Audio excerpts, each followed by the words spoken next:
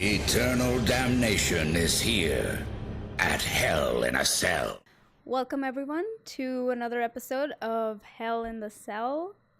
We watched Hilda, season 1, episode 12, the Nisse, written by Luke Pearson, directed by Andy Coyle, don't know how to pronounce that, and released on 21st September 2018. So, Emily, do you want to give us a quick recap of what happened in this episode?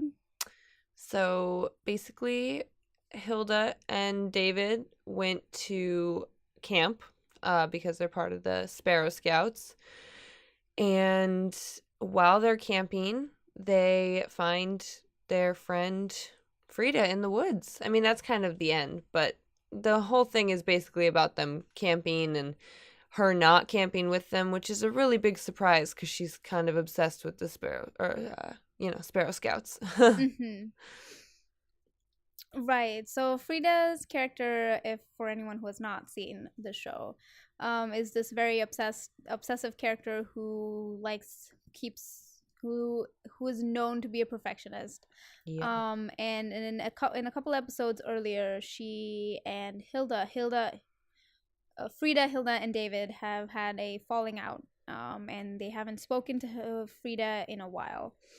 And so she's like that nerd in your class that comes to class every day and reminds the teacher about the homework, and you hate them for it. Yep. But then suddenly they don't show up for 2 weeks. So that's basically Frida, and that's why Hilda and David are worried about her. They go to her house, and she's hanging out with another person, who is supposedly a teenager, I think. Yeah. And is which we later find out is a Mara, which is a sort of nightmare spirit that comes and like haunts kids' dreams, and like takes powers from people's nightmares, and all that fun stuff. So why do you love this? Why do you love this show? We all love this show, but why do you love this show, Emily? I mean, one of the biggest things obviously is the animation. It's just gorgeous to watch, and it's so well done. But also the story of the entire show is just, it's really cute, it's relatable, it's something that anyone basically could get into. And it has a real nice mix of like actual real life things and the fantastical world as well. I mean, she has a deer fox. That's the coolest thing ever. Yeah, and it's so cute. Twig. He's so adorable. But he's like a dog, but also has like somewhat of a cat personality. And he has sharp antlers. It's the whole package. It's everything you could want. Yeah, it's a deer merged with a fox with the personality of a dog and a cat. Yeah, it's kind of that world that when you're younger you imagine you live in. That's the world that they created in Hilda. And so I think that's why it's so easy to get into the show, is because it's like, this is the stuff that I made up in my head when I was younger, Right. And the animation style is very simple. It's not like they don't complicate anything. It's just a very simple animated style. The colors they're not like bright and all over the place, but there's still a very good sort of autumny color palette that they have going. But then there's like Hilda's blue hair that sort of stands out, and like her red boots and like her red cap. So you know immediately that she's the main character, because she's already standing out.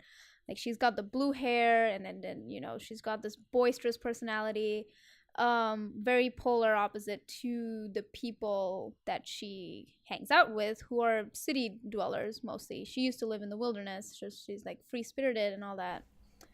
Whereas David and Frida just have lived in the city of Trollberg, which is surrounded by a wall because they're afraid the trolls will come in and destroy them. Yep. And like afraid of all kind of supernatural magical creatures, mostly because kind of living to the very city stereotype of being afraid of something that you don't know about. Yeah. And one of the reasons that I wanted to do this particular episode was because of the falling out that Frida and Hilda have had, basically. And it shows how mature this show is in the kind of things that it tackles, because this is something that kids on a regular basis around tweens and reaching teenager years kind of face, where they're in this phase where they kind of they'll be friends with certain people and then suddenly they will stop talking to them. There's this very classic example of how that happens when you get to high school. Like suddenly you're not friends with the people you used to be friends with and you hang out with other people because they're cooler. And how that sort of very intelligently and very kind of it's not subtle the way that they show Lisa, the character who is the Mara, who is trying to like be friends with Frida, to like slowly manipulating her away from Hilda and away from all of the things that reminded Frida of hanging out with Hilda, her actual friends. Well, I mean, even going so far as to physically manipulate them. I mean, you see that with them turning them into other Maras. Exactly. Yeah. So like kind of like it has a very cult-like approach to it. Yeah. That slowly they become, when you first in the starting of the episode you see how they have like this really elaborate handshake, and Lisa has like a nickname for Frida, calling her Free. Which, and whereas Hilda and David, they use Frida's actual name, it's her name, so kind of like eroding away her identity into whatever the Mara want her to be, basically. And so this is something that at least me personally that's something that I've sort of gone through, because I did not live. I used to live in a different country and I moved to someplace else. During that time, that very 13, 14-ish age where you're kind of not sure who you are, and therefore you want to be cool, so you kind of mold yourself to be whatever is supposedly quote unquote cool at that point. Exactly. And you slowly kind of forget who you are, basically, because you want to be cool and hang out with the cool kids. You're willing to do whatever it takes. For this instance, Frida is supposed to become a Mara.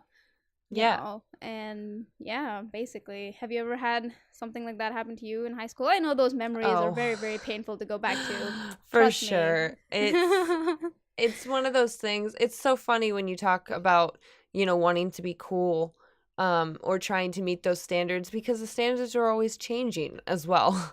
Literally in the last decade it's changed who knows how many times, the fads and the trends and what that standard is supposed to be for you being a cool kid.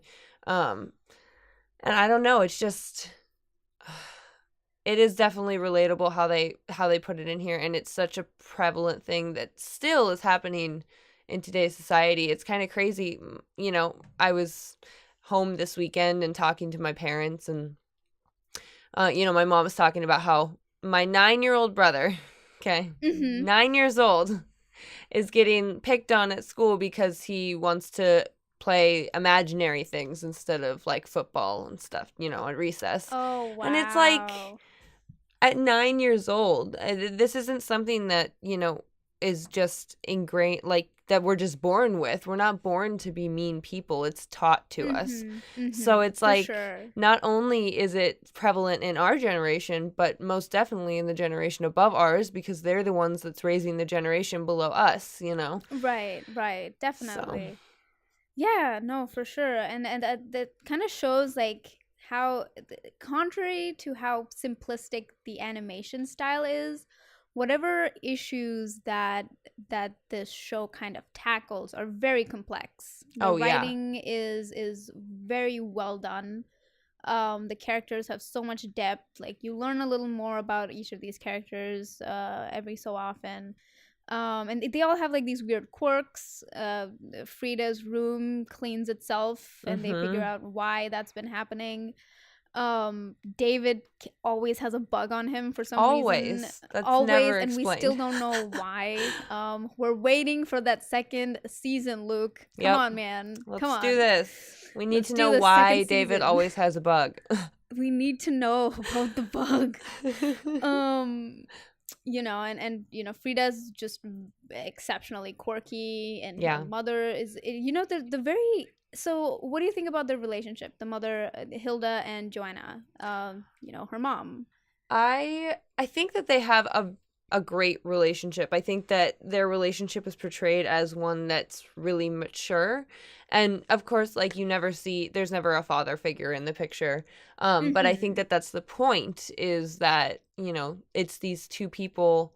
And I think it accurately portrays a relationship where it is a single parent and a single child.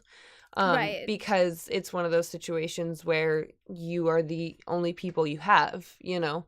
So you definitely have a bigger bond, I think. But it also makes it, I feel, so that Hilda feels like she can connect with her mother on a different level than other adults. Right. So she can talk to her as if she was one of her friends and speak to her honestly, instead of, you know, oh, you're an adult, I have to, you know, act this certain way around you, kind of thing. Right. Which you sort of get that sort of vibe from Frida's parents, because they're the ones that are always expecting the best, and, you know, wanted her to take another math class so that she got 100 instead of a 99. So you definitely see those different dynamics. See, I'm an Asian, like not quote unquote like Asian as in from East Asia or something, but like from the general sphere of Asia, the continent Asia. And back at home, those standards are very prevalent. Like, if you're not academically successful, you have failed in life and you will achieve nothing ever. My parents were never like that, which is one of the reasons why I'm over here pursuing a career in comms. Not becoming an engineer or a doctor. Yep. To be fair, me choosing comms was completely out of spite. Because I wanted to do something that nobody else in my family had done. So we have a family which has like doctors and like 4 architects minimum. Wow. A bunch of engineers, software, mechanical, electrical, just still too many. So I was just like, I don't want to do any of this stuff. I'm gonna do something different. Okay, let's see. Tick everything off of the list of occupations. Oh, look, comms is free. Okay, let's just do that. Let's just do communication. Let's just do comms. You know, nobody's done that. It's great. Nobody understands what work I do. That'd be perfect. Except comms is terrible. I enjoy it so far, you know. So that's good. That is good. I'm only in my first year though, so you know, I think it's not for everyone, but if it's for you, then it's definitely for you. Right. Yeah, no, I've enjoyed all of the class. Anyway, we digress. Yes. So yeah, speaking of we were talking about the characters, you know, and how they were in depth. So we talked about like the main characters. But even the sort of background character have so much personality to them. Oh yeah. Because we see a lot of characters that are not white. Frida herself is not a white character. She is of assumedly African American. Don't know if that exists. But like she's of darker skin, and we see other characters. So we've seen a character with like a hijab, so we know that, you know, she's not she supposedly most likely practices the Islam. Is most likely Islam. I don't look, this is a fiction world, but there's also like real life stuff in it. We're trying to decipher this the best we can, okay? And, you know, so what do you think about that? How do you think that helps? Because I've been asked this question a lot of times by a lot of people, that why does it matter to have the diversity? To have the diversity. Why does it matter? Well, because it's because it doesn't change anything about the character, so why does it matter? Because it's not just white people watching this show. It's the same reason that as a white person you look at it and say, I want to be able to relate to this when I watch it. So why should that be different for someone who's not white, you know, or doesn't practice the same religion that you do, or doesn't practice religion at all, or has green hair? I mean, it's just it's about creating a world that actually reflects the world that we live in, which again, so often is not portrayed in a lot of shows. And I think Hilda did a great job. There's characters from everywhere in this show, including the fantastical realm, you know? Right, yeah. So, and you kind of relate to a lot of these kind of characters, even if they're not, you know, actual human exactly, characters. Yeah. One of my favorites, so when I watched the second episode, and James will attest to this because I texted him immediately after, and I was like, James, the Woodman is my favorite character. The Woodman hands is down. The best. Woodman is my favorite character. I don't care who comes. Yeah. And this was like what I saw him in like the first or the second episode, and I was like, yep, no, he's my favorite. We're done. I don't need to see this anymore. I already know the Woodman is my favorite character. It's his sweet sarcasm that just gets you. God. It's just and the thing is, it's sarcasm, but not really, because he actually means what he's saying. He's just saying it sarcastically. He's just very blunt about it. Yeah. And the thing is that you come across people like that on a regular basis. Oh yeah. I mean, you come across people who outwardly are very cold, or maybe not cold, but just very blunt.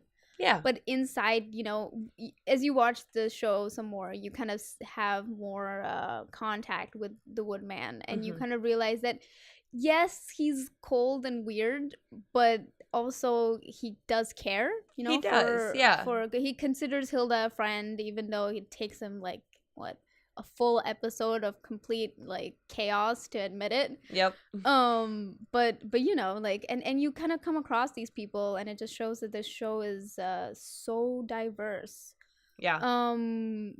Which, I mean, I guess we could go into some more technicalities here, but the show is a British Canadian show, and it is actually an adaptation of the novel of a graphic novel of the same name, written by the same writer of this episode, Luke Pearson.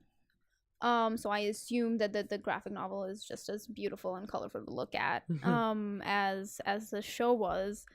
And you know, like, it's just great. The writing is so rich, and you know, the place is so rich to look at.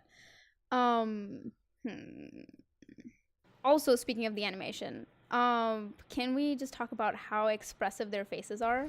Oh my goodness, I know. Well, actually, that was one thing that I was going to talk about. Was it's interesting to me how different characters, not only is the animation, I mean, it's consistent all the way through, but the eyes is what gets me.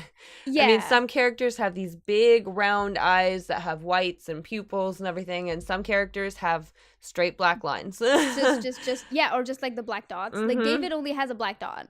Yeah. It's like 2 black dots for his eyes, and he has this very he has this sort of very have you seen the comic The Peanuts? Yes, is what it's called. He kind of has a Charlie Brown look.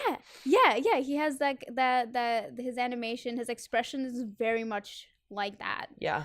And you know, that's when I saw it, I was like, oh my gosh, this looks exactly like that. And it kind of like hit me when we watched it the second time today, is that he looks very much like that, whereas most of the others, at least the humans, have these very big eyes. You know, the actual like circle and the whites and like the black pupils, and then the eyebrows all you know, nice. And the backgrounds were so rich, like the actual animation backgrounds were so beautiful to look at, and it's just such a pretty show. I mean, we're just gushing about how beautiful it is. It really is. Another thing about the animation that we kind of noticed was that also something that we've supposedly has become a tradition at this point, but they had 3 fingers instead of having 4 fingers and a thumb. They had 3 fingers and a thumb, which you know, kind of suggests about somewhat of a tight budget, you know, like not wanting to spend too much. We watched a couple of Disney shows. So we watched Kim Possible. I forced James to watch Kim Possible, Emily. Oh, that's fantastic.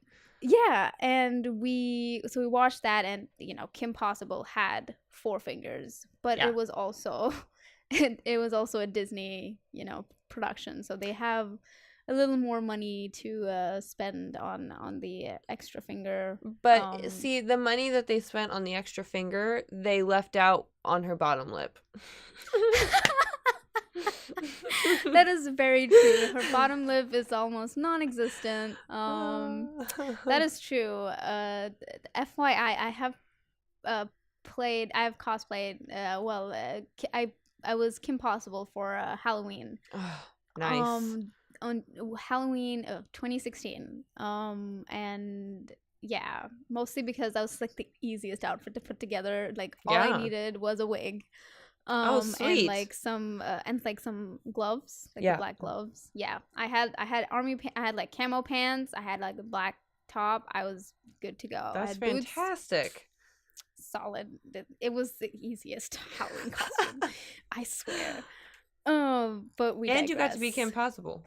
And I got to be Kim Possible. Kim Possible is freaking awesome. Yeah. I annoyed James. I sang the whole theme song while we were watching it.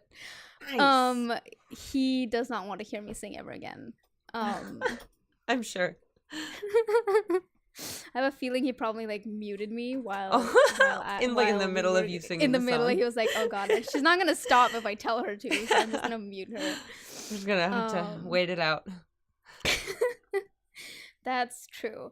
So we also started this other tradition that we kind of rate the episode on a scale of 1 to 4 fingers because of the finger thing. Oh, anyway. I was like, why 1 to 4? Okay. So how would you rate Hilda? How would I rate Hilda as a whole? 1 to 4. Yes. I honestly would give it a 4 out of 4 fingers. That's great. If you are not really into like cartoons or anime or any of that, then you might not like this show just because of the style. But honestly, it's beautiful and the story is great and it's easy to get into. So yeah, I would definitely give this 4 out of 4 fingers. Yeah, and it's one of those shows that I'm too young to think about this right now, but like if I had a child who was like, like 6, 7 years old, stop making them watch Frozen because I know they probably want to watch that on loop. And I'm sorry for you because I've watched that show twice, or I've watched that movie like twice or thrice, and I am so done with it. But if you would like a palate cleanser and you want your kids to be psyched, then you should probably show them this. Yeah. And then you'll have to watch this on loop, but it's so much better to watch this on loop. Well, and it's so much better because then you can watch it with them. Because you're going to like it too. Yeah, you're going to love it. It's going to be great. It's beautiful. Yeah. Yep. And that's about it. Do you want to add anything else, Emily, about Hilda? About Hilda, I mean, she's got blue hair, and that's pretty much all you need to know about the show. Yep. Like, it's just, I was able to connect with the show really well because I grew up living in the wilderness. Not really, but, I was 25, 30 minutes from the nearest town kind of thing. Right. So you really do have to use your imagination and kind of entertain yourself. And it's really cool how they portrayed it, but they portrayed it with actual fantastical beings instead of it just having to be her imagination, which I thought was really cool. So yeah, I mean, this episode was also, it was just great. I don't know, it just the show is beautiful. And I, for one, I like seeing people, diversity in the cast. That's always fun. And that's one of the reasons why I kind of drop off of some sitcoms and stuff, because like the cast is all white. And then I'm like, and I'm like, cool. sounds interesting. Like, this is funny, but I don't relate to it at all. Yeah, exactly. You know? It's very sort of not to go too twittery, but like hashtag white people problems right there.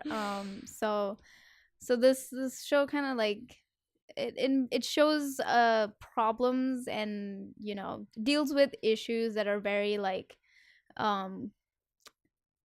you know, the issues that people of all, you know, genders and races would go through. Just they're very prevalent in today's society. It's very prevalent. It's very, and it has nothing to do. It's not like gender or race specific. They're very genuine issues that, you know, people go through, or kids would go through, like decision making or making mistakes, and then, you know, figuring out that you screwed up and you should probably apologize, or having rifts with your friends and just still not giving up on them, you know, power of friendship kind of thing. So I'm not gonna spoil whatever happens after this episode, so we're not gonna do that because there might be people who might want to go back and watch it, and you definitely should go back and watch it. You should probably go back and watch it. Do yourself a favor. Go back and watch it. You won't regret it.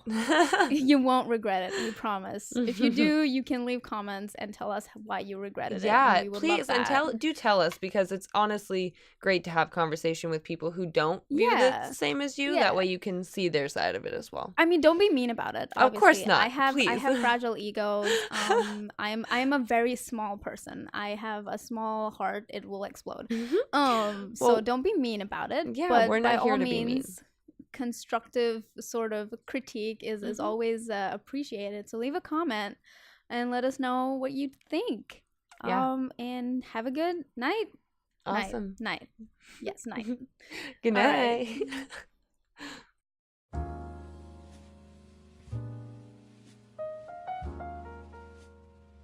Hey James, what did you hear? What? Satan's opening his new theater in hell. That's where we live. And our listeners can join us for just $1. That costs less than the Netflix subscription I steal. So head over to patreon.com/chaoticsilly to join us for our exclusive podcast, Movie Night in Hell. It's like hell in a cell, but with movies. So join us for our screening of A Scanner Darkly in Hell. Bring popcorn. No free refills.